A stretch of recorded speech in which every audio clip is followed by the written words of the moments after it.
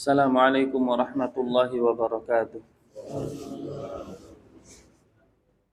Bismillahirrahmanirrahim. Alhamdulillahi rabbil alamin. Wassalatu wassalamu al-atammani al-akmalani ala al-mab'uthi rahmatan lil alamin wa ala alihi wa ashabihi ajma'in wa man tabi'ahum bi ihsanin ila yaumiddin, amma ba'd. Jamaah sekalian rahimani wa rahimakumullah.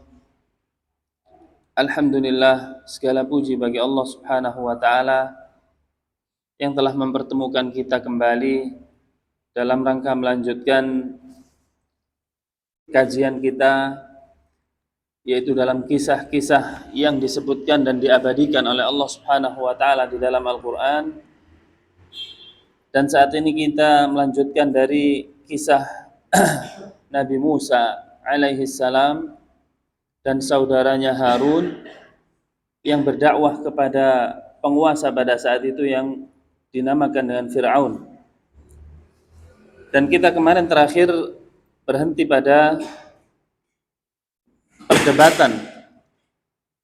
perdebatan antara Fir'aun dengan penyihir yang telah beriman kepada Musa alaihi salam.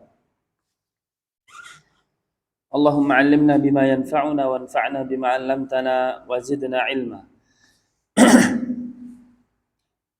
Fir'aun mengatakan kepada penyihir yang kemudian sujud kepada Nabi Musa, maksudnya sujud kepada Allah Subhanahu wa ta'ala lantaran melihat yaitu tongkat Nabi Musa yang dilemparkan kemudian melahap dari tongkat-tongkat mereka.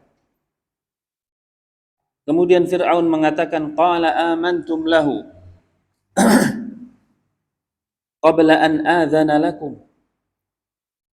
Allah Subhanahu wa ta'ala berfirman, Fir'aun mengatakan, apakah kalian beriman kepada Musa sebelum saya mengizinkan kalian untuk beriman kepadanya? Ya. Maka di sini Fir'aun atas kesombongannya dan di antara klaimnya sebagai Tuhan mengatakan sujudnya atau ibadahnya seseorang itu harus atas izinnya. Maka yang ini tidak boleh terjadi. Ibadah harus ikhlas karena Allah Subhanahu wa ta'ala, tidak ada campur tangan dari makhluk yang mengaturnya. Maka Fir'aun mengatakan, innahu lakabirukumul ladzi 'allamakumus sihra. Sesungguhnya Musa ini jangan-jangan adalah guru besar kalian. Guru besar kalian yang mengajari sihir kepada kalian sehingga kalian pun tunduk kepada Musa. Menurut Fir'aun seperti ini. Fala uqatti'anna aydiyakum wa arjulakum min khilaf. Maka diancam oleh Fir'aun, aku akan memotong-motong kalian, yaitu dengan cara potong secara menyilang. Ya, tangan kiri dengan kaki kanan, tangan kanan dengan kaki kiri, dipotong secara bersilang. Wala usallibannakum. Kemudian setelah itu aku akan salib kalian fi judhu'in nakhl, yaitu di batang pohon kurma. Wala ta'lamunna ayyuna asyaddu 'adzaban wa abqa. Kata Fir'aun, supaya kalian tahu siapa di antara saya dan Allah, yaitu Tuhan yang kalian beriman kepadanya, yang paling pedih azabnya. Ya. Ancamannya adalah dipotong bersilang kemudian disalib di batang pohon kurma. Ya, apakah para penyihir ini kemudian tidak jadi beriman atau takut kepada ancamannya Fir'aun, menganggap azabnya Fir'aun lebih besar daripada azab Allah Subhanahu wa ta'ala? Jazakallahu.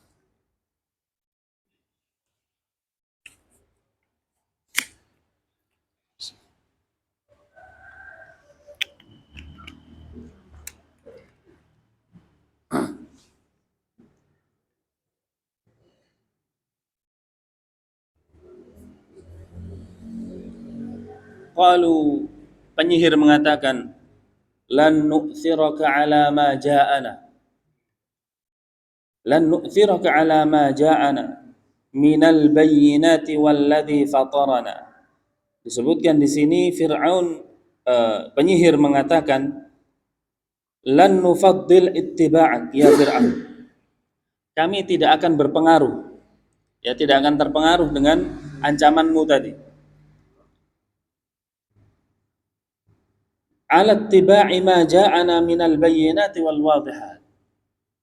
Karena sesungguhnya kami telah mendapatkan yaitu dalil atau bukti yang nyata tentang kebenaran. Lah ini ya. Ini adalah pelajaran bagi kita semua bahwasannya jika kebenaran telah sampai kepada diri kita, maka kita harus terus berpegang kepadanya. Ya, kita harus selalu mengikutinya. Seperti kisah para penyihir dengan Fir'aun ini, ketika diancam, dia mengatakan, tidak akan berpengaruh ancamanmu bagi kami, karena jauh lebih berharga kebenaran daripada ancaman manusia. Ya. Dan di dalam ayat yang lain Allah Subhanahu wa taala berfirman tentang sifat orang munafik adalah mereka adalah orang-orang yang menjadikan ancaman manusia itu seperti ancaman Allah. Ya. Seperti ancaman Allah Subhanahu wa taala. Padahal ancaman Allah adalah jauh lebih berbahaya, jauh lebih dahsyat. Itu adalah sifat dari orang munafik.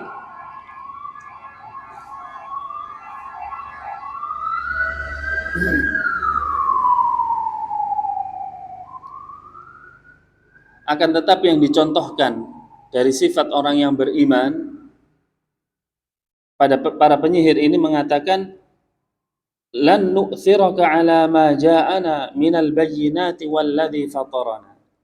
Tidak akan berpengaruh ancamanmu tersebut kepada kami atas kebenaran yang telah jelas datang kepada kami. Para penyihir tahu benar tongkatnya Nabi Musa berubah menjadi ular, ya, berubah menjadi ular secara hakiki. Kata para penyihir di antara mereka, ini bukan sihir, ini asli. Tongkat berubah menjadi ular. Tidak ada makhluk yang mampu melakukannya. Ini pasti Tuhan. Ya.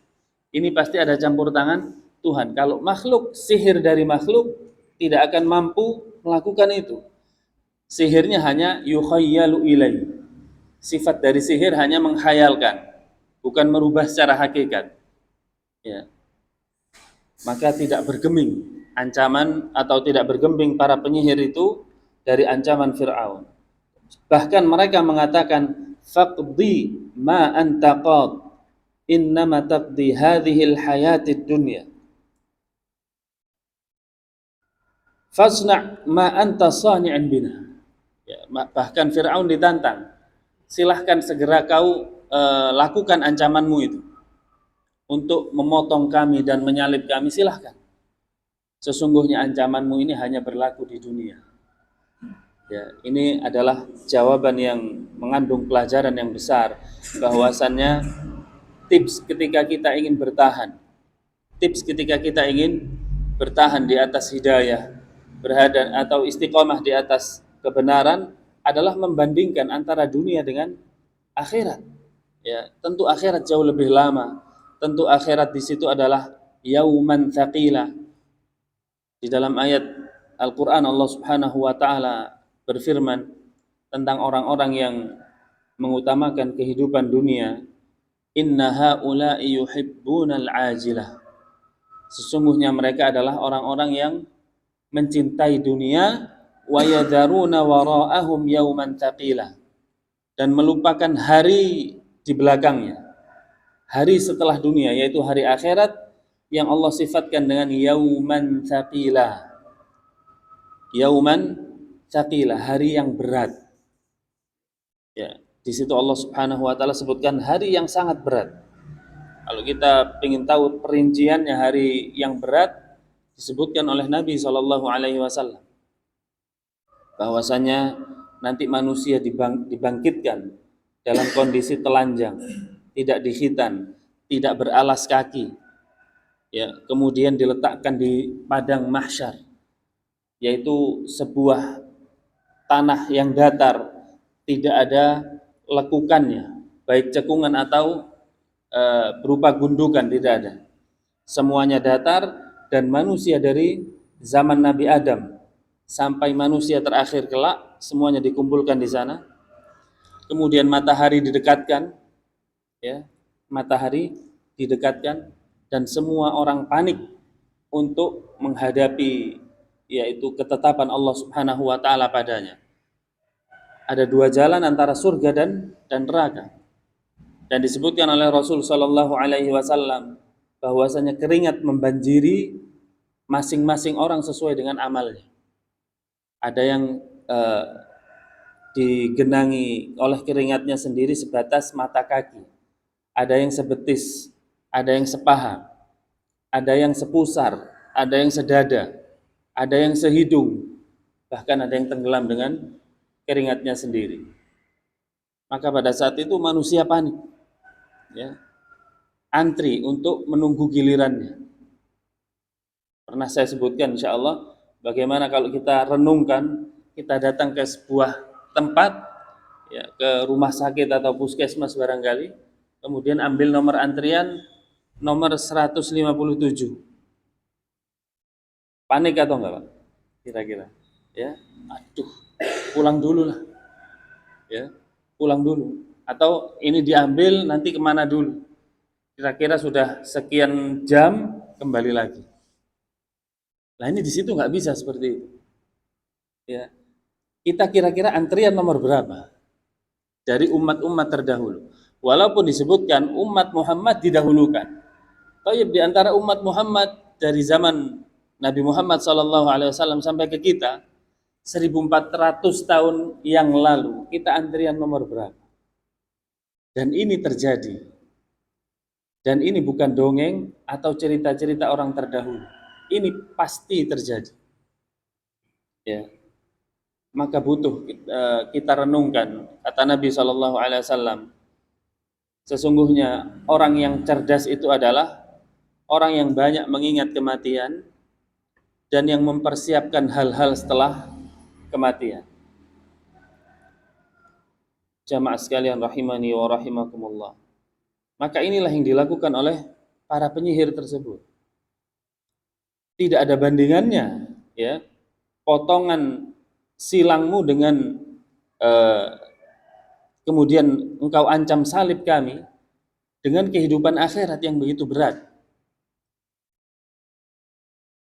Kemudian Allah Subhanahu wa taala berfirman, "Inna amanna bi rabbina liyaghfira lana khatayana." Ya, Allah berfirman menukil dari ucapan penyihir tadi, sesungguhnya kami beriman bi rabbina, ya, dengan Rabb kami, liyaghfira lana khatayana, supaya Rabb kami mengampuni dosa-dosa kami yang telah lalu. Wa ma akrahtana alaihi minas sihr, dan kemudian supaya Allah Subhanahu wa taala mengampuni paksaanmu kepada kami untuk melakukan sihir kepada Musa. Ya. Wallahu khairun wa abqa. Allah Subhanahu wa taala lah yang jauh lebih baik dan jauh lebih kekal. Ini jawaban para penyihir kepada Fir'aun. Innahu may ya'ti rabbahu mujrima, karena sesungguhnya orang yang mendatangi Allah Subhanahu wa taala di dalam membawa dosa yang banyak, fa inna lahu jahannam, maka baginya adalah neraka jahannam, la yamutu fiha wa la yahya. Yang di neraka jahannam tersebut adalah orang tidak hidup dan tidak mati. Ya, disebutkan di dalam ayat yang lain, maksud dari tidak mati adalah ketika sudah gosong kulitnya, disiksa di neraka jahannam, Allah Subhanahu wa taala gantikan dengan kulit yang baru. Ya, gantikan dengan kulit yang baru. Dan postur tubuh dari penghuni neraka jahannam itu sangat besar, dibesarkan oleh Allah Subhanahu wa taala. Sangat besar.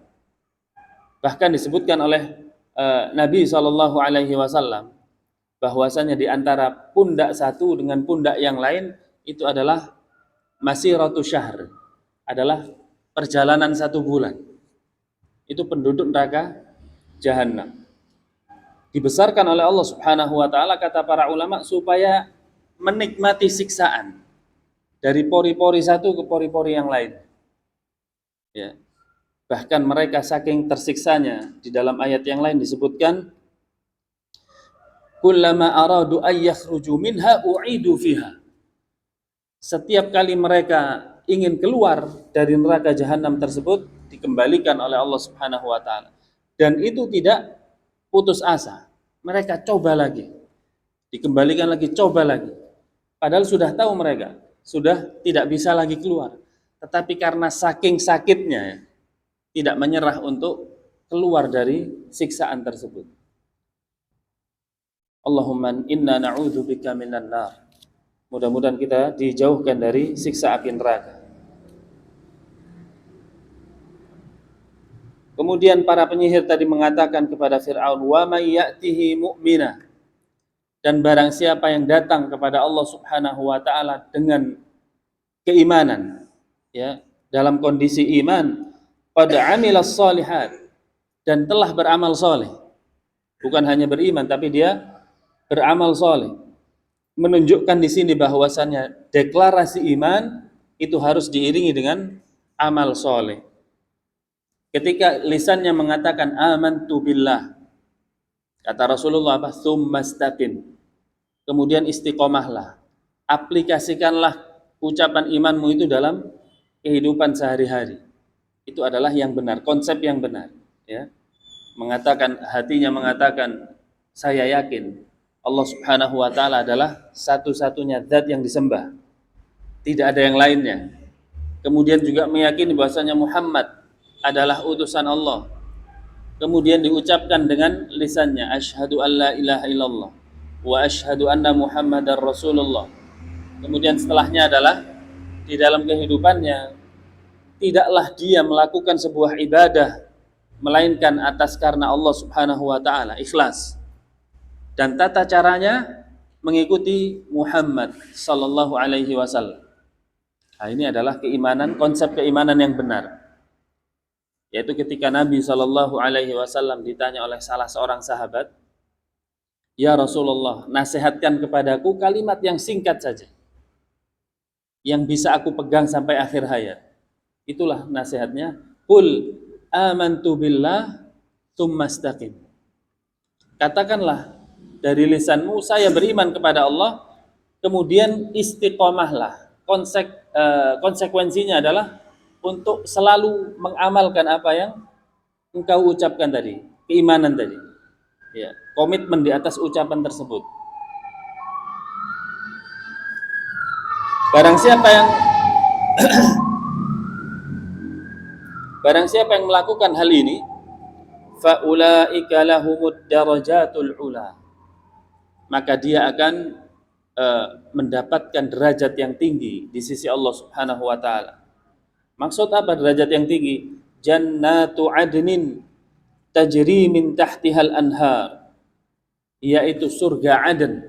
Di sini disebutkan adalah tilkad darajat hiya jannatun iqamatun tajri tahtahal anhar, yaitu jannah Aden adalah surga yang mengalir di bawahnya sungai-sungai.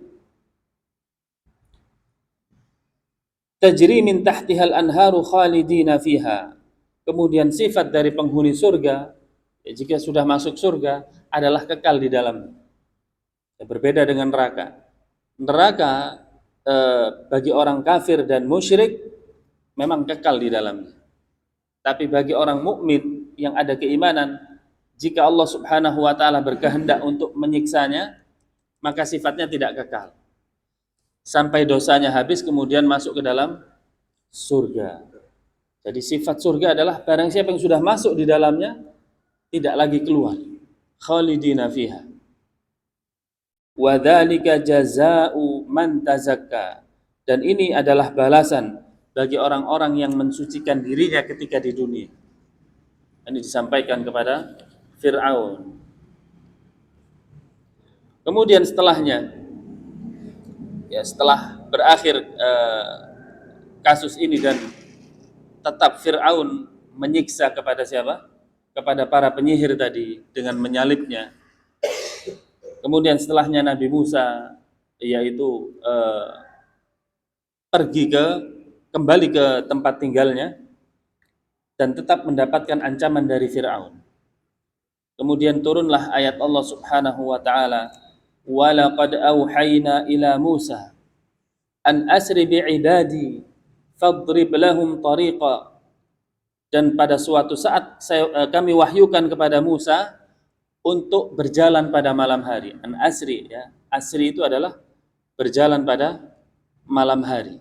Seperti Nabi Muhammad dalam surat Al-Isra. Sebutkan Isra adalah perjalanan pada malam hari, yaitu dari Masjidil Haram ila Masjidil Aqsa. Subhanalladzi asra bi'abdihi lailan, ya. Di situ ada malam hari, lailan minal Masjidil Haram ila al Masjidil Aqsa. Kemudian di sini juga diwahyukan kepada Musa untuk berjalan pada malam hari bi'ibadi, sambil membawa hamba-hambaku, kata Allah. Hamba-hambaku adalah pengikut Nabi Musa yang taat kepada dakwahnya Nabi Musa. Fadrib lahum tariqan fil bahr. Kemudian perintah kepada Nabi Musa untuk memukulkan tongkatnya ke lautan. Yabasan la takhafu darakan wa la takhsha. Disebutkan oleh ahli tafsir bahwasannya waj'al lahum tariqan fil bahri yabisan. Jadikanlah wahai Musa dengan tongkatmu tadi laut menjadi kering. Jadi terbelah, maksudnya terbelah menjadi dua, kemudian tengah-tengahnya kering.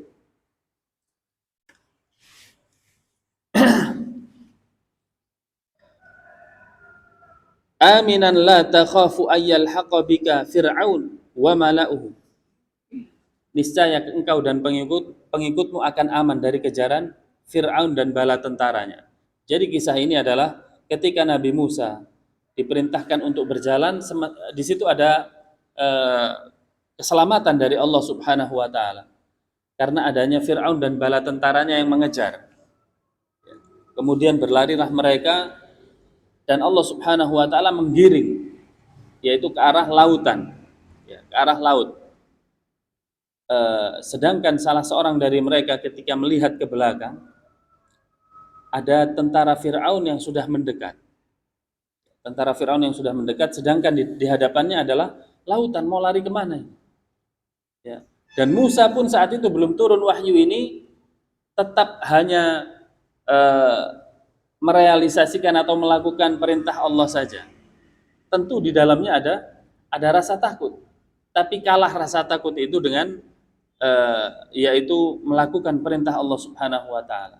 Ini menjadi pelajaran bagi kita jamaah sekalian, bahwasanya perintah Allah Subhanahu wa taala, ya, dalil yang berasal dari Al-Qur'an atau sunnah, ini jika akal kita tidak mampu mencapainya, lakukan saja. Demi Allah, di situ ada solusi dan jalan keluar. Ya, contoh barangkali orang yang lagi butuh di dalam masalah ekonomi, kemudian keluar dari rumahnya, dia lihat ada papan iklan, tulisannya butuh dana cepat, ya, wah ini cocok ini. Saya lagi butuh, di sini ada yang menawarkan, tetapi di situ transaksinya ada bunganya dengan bunga sekian persen. Ketahuilah itu bukan solusi. Walaupun saat itu orang itu mengatakan ini solusi, tapi Allah Subhanahu wa taala melarang. Ya, kata Allah Subhanahu wa taala, ya ayyuhalladzina amanu taqullaha wa dharu ma baqiya minar riba in kuntum mu'minin. Wahai orang-orang yang beriman, bertakwalah kepada Allah Subhanahu wa taala dan tinggalkanlah riba jika kalian adalah orang-orang yang beriman. Di dalam transaksi tadi ada ribanya, kan? Ya, apa itu riba? Kata Rasul sallallahu alaihi wasallam, riba adalah al-qard jara naf'ah. Al-qardu jara naf'an. Pinjaman yang berbuah ada manfaatnya, ada tambahannya, maka itulah riba. Maka di situ saya pinjam uang sekian, harus mengembalikan lebih dari jumlah pinjamannya dengan bunga sekian persen, maka ini saya tinggalkan. Di situ justru solusi. Sebenarnya jika dipikir dengan akal tidak masuk. Orang lagi butuh, ada yang menawarkan. Ketahuilah kata Allah Subhanahu wa taala, jika kalian meninggalkan sesuatu karena Allah, Allah akan menggantinya dengan yang lebih baik. Nah, ini butuh keimanan. Butuh keimanan ya. Butuh barangkali iman itu bisa didukung dengan sejarah-sejarah umat terdahulu. Enggak, ini saya tinggalkan. Saya jauh lebih memilih Allah Subhanahu wa taala. Jangankan cuma ini, penyihir Fir'aun aja diancam bunuh, diancam salib di batang pohon kurma dilakukan, apalagi hanya sekedar cuma pinjaman riba seperti ini. Dia tinggalkan. Nah,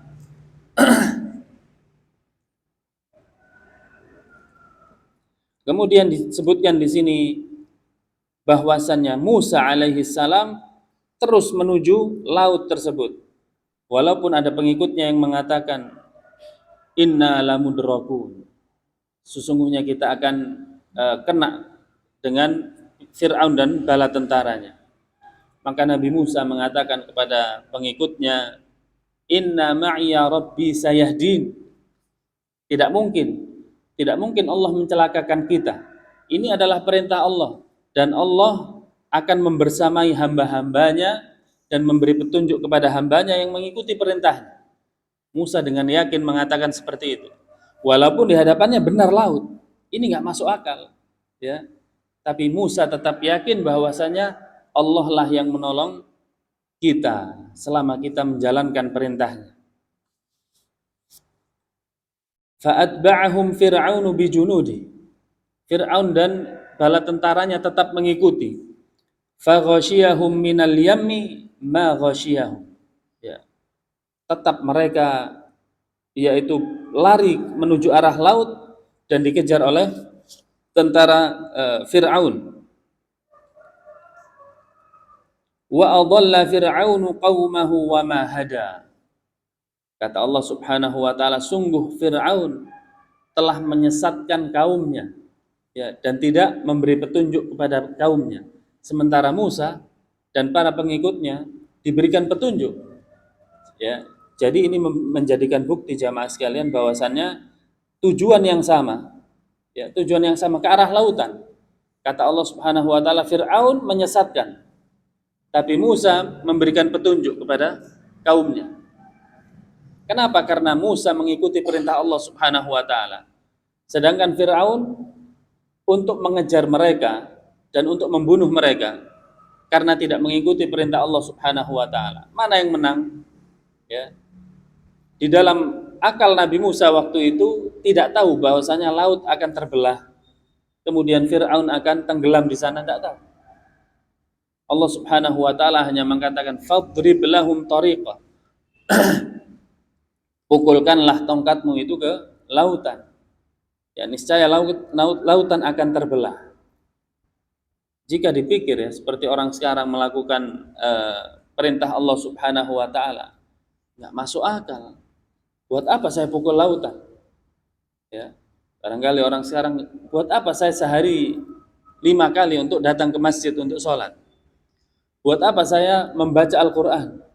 Buat apa saya mengkaji isi Al-Quran? Dari masjid satu ke masjid lainnya untuk mendengarkan kajian, ya, urusan yang lain masih banyak. Ini nggak masuk akal. Ini juga terjadi pada diri yaitu umat Nabi Musa pada waktu itu. Tapi Nabi Musa menunjukkan sikapnya untuk menjalankan perintah Allah dan laut pun terbelah. Ya, laut pun terbelah, subhanallah. Kemudian Nabi Musa dan pengikutnya menyusuri lautan tersebut. Ya, dan disebutkan di dalam ayat yang lainnya mereka berjumlah 12 orang. Ya. Wallahu taala alam, ada yang mengatakan laut tersebut terpisah ada 12 baris. Karena jumlah Bani Israel itu ada 12. Ithna asyara naqibah. Ada 12 suku. Ya. Dan suku yang terbaik adalah sukunya Nabi Musa yang nanti akan turun keturunan yang melahirkan Maryam seperti kata Allah Subhanahu wa taala di dalam surat Maryam, ya ukhta Harun. Maryam dapat panggilan ukhta Harun, wahai saudarinya Harun. Padahal jauh, ya. Zamannya antara Nabi Harun dan Maryam jauh.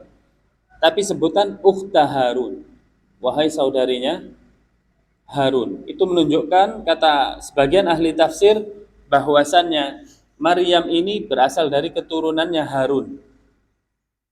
Ya, berasal dari keturunannya Harun karena merupakan suku dari Bani Israel yang tertinggi nasabnya. Sebagian lagi mengatakan tidak. Maksud Harun di situ adalah nama seseorang dari Bani Israel pada zaman Maryam, saudaranya Harun. Karena Bani Israel itu senang menamakan dirinya dengan nama-nama nabi. Kecuali nabi orang Arab, nggak mau nih. Ya. Hanya nabi-nabi yang berasal dari keturunannya, Musa, Harun, kemudian Sulaiman.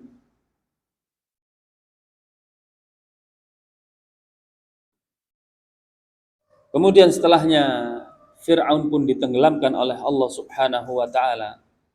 Dan pada saat tenggelam, Fir'aun kemudian mengucapkan, yaitu amantu bi rabbi Harun wa Musa. Saya beriman kepada Rabbnya Harun dan Musa. Disebutkan oleh para ulama tafsir bahwasannya pada saat itu malaikat turun. Ya, malaikat turun dan mengambil tanah lautan dan memasukkan ke mulutnya Fir'aun, menunjukkan tidak ridhonya Fir'aun beriman. Walaupun itu semua adalah skenario Allah Subhanahu wa taala, yang Allah mengatakan tidak akan lagi berlaku pertaubatan atau iman seseorang ketika sudah di hadapannya kematian. Ya, kata Nabi sallallahu alaihi wasallam,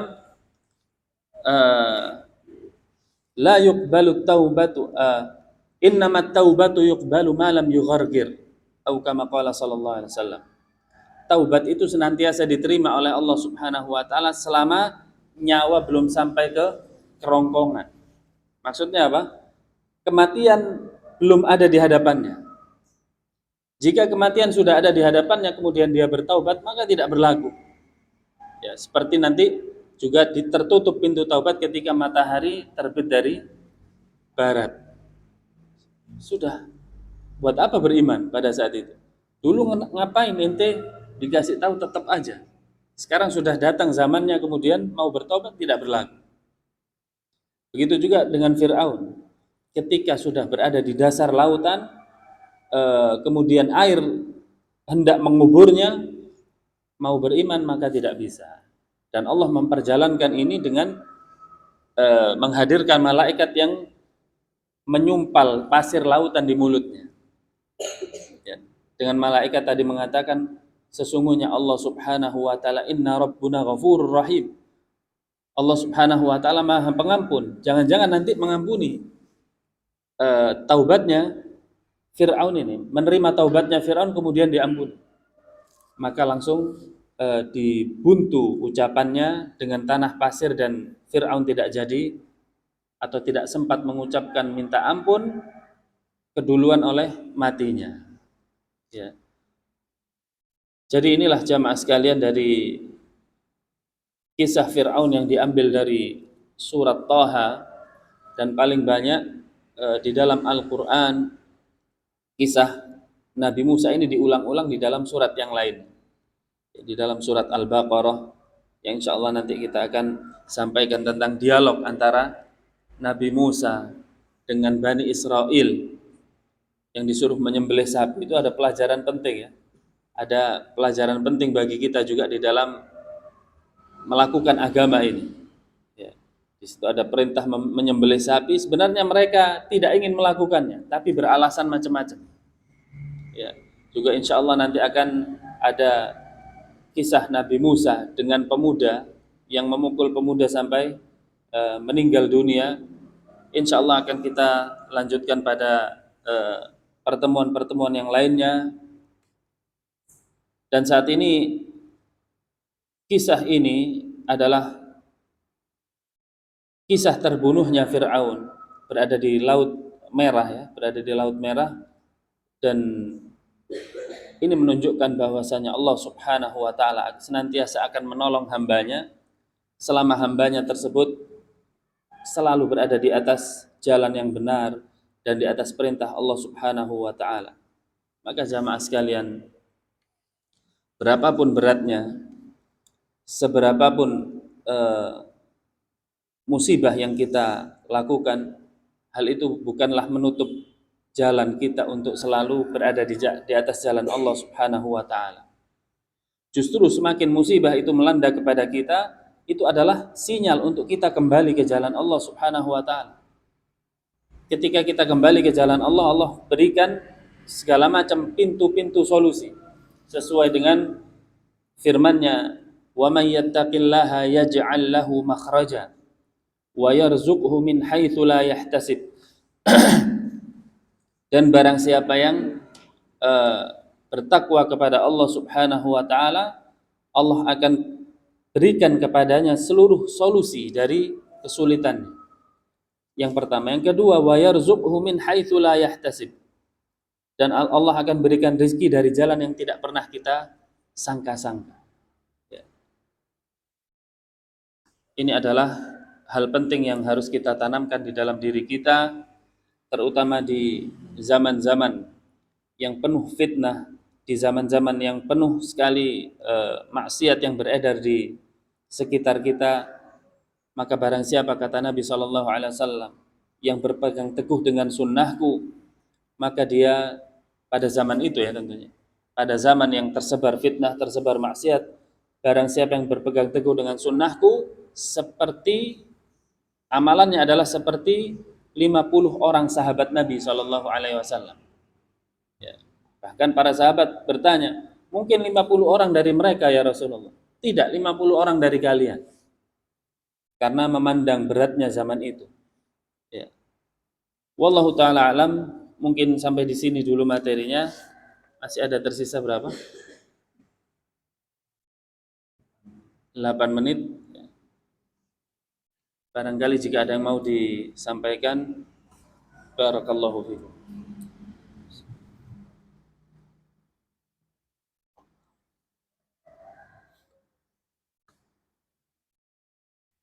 Ya.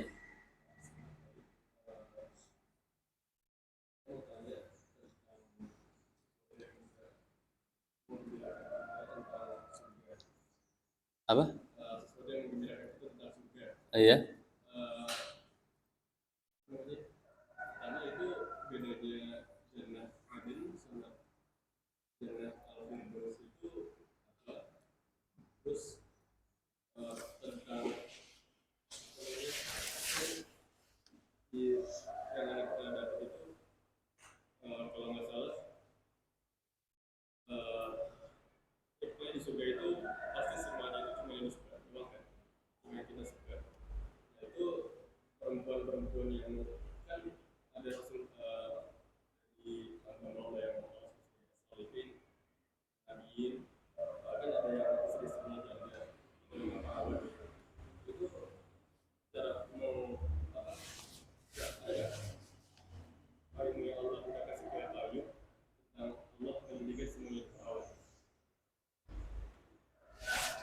Pertanyaannya di mana?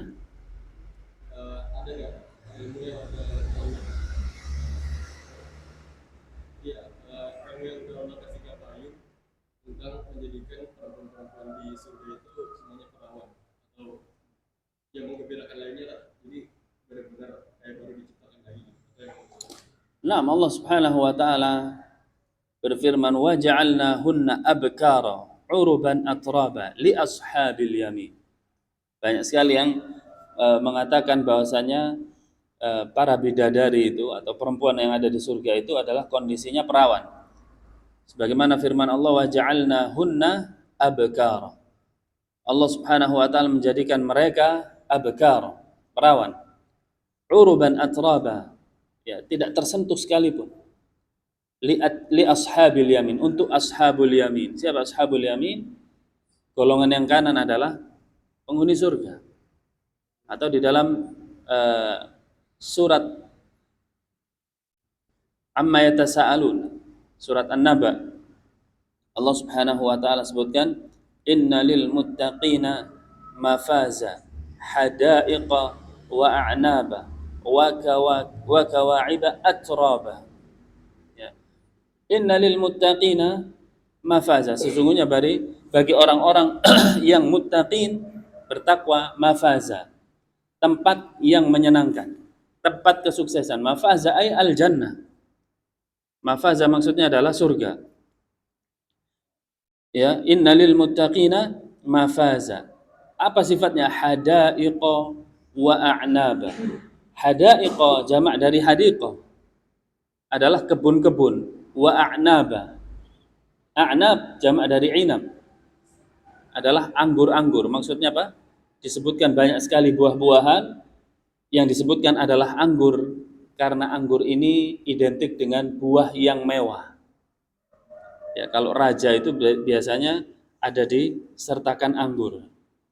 Bukan anggur yang murah ya. Ada anggur sekarang yang harganya mahal, itu anggur apa? Namanya lupa saya, sampai 600.000 sekilo. Itu ada di sini. Di dunia maksud. Tentu di surga jauh lebih nikmat dan jauh lebih besar keistimewaannya. Kemudian seperti yang ditanyakan tadi, wa kawa'iba atraba, ya, adalah bidadari-bidadari yang disiapkan dalam kondisi yang masih perawan. Nah, jadi disebutkan di dalam Al-Quran, salah satu dari kenikmatan surga adalah disiapkannya tempat yang bagus, makanan yang terjamin, kemudian bidadari-bidadari yang siap menemani. Bidadari yang siap menemani. Nah,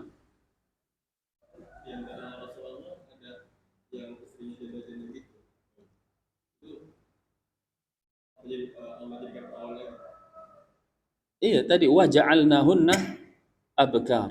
Kami jadikan mereka abkar, perawan. Iya.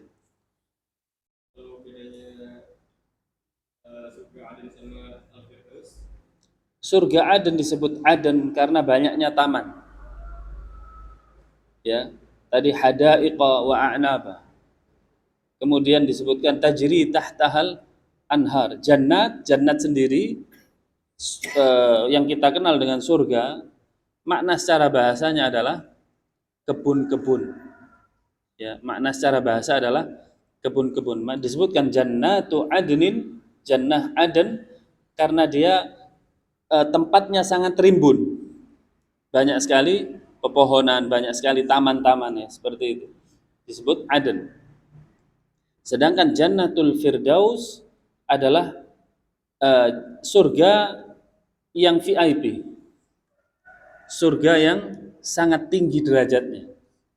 Di situ adalah al-anbiya was-salihin wasyuhada, ada orang-orang saleh, ada para nabi, was-siddiqin, orang-orang yang jujur, kemudian wasyuhada, dan orang-orang yang mati syahid. Ya, makanya Nabi SAW ketika bersabda, "Idza sa'altal jannah fas'al jannatal firdausal a'la." Atau kama qala, jika engkau meminta surga, mintalah surga Firdaus. Ya, kenapa? Li'annaha a'lal jannah wa awsatuha. Kata Nabi SAW, Firdaus itu adalah surga yang paling tinggi dan yang paling tengah. Wa taht, yaitu kata Nabi SAW, wa fauqahu arsyur rahman. Surga Firdaus paling tengah, paling tinggi, dan atapnya ini adalah, yaitu arsy-Nya Allah Subhanahu wa taala. Di atapnya adalah arsy-Nya Allah Subhanahu wa taala. Tepat langsung di bawah arsy-Nya Allah Subhanahu wa taala, itu surga Firdaus. Nah,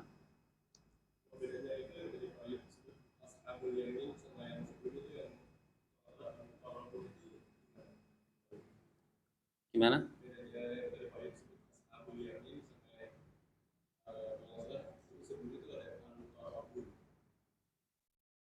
Al-Muqarrabun.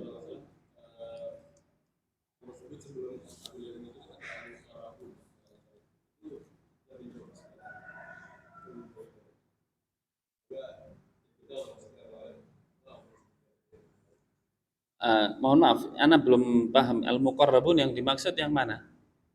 Banyak sebutan al-muqarrabun dalam Al-Qur'an.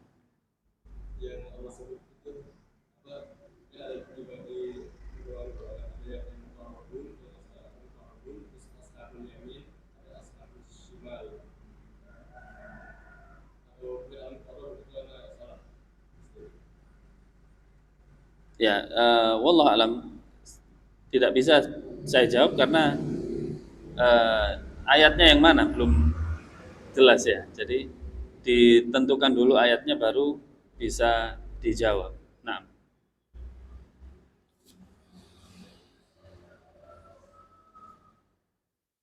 barangkali cukup sampai di situ, sudah habis ya waktunya.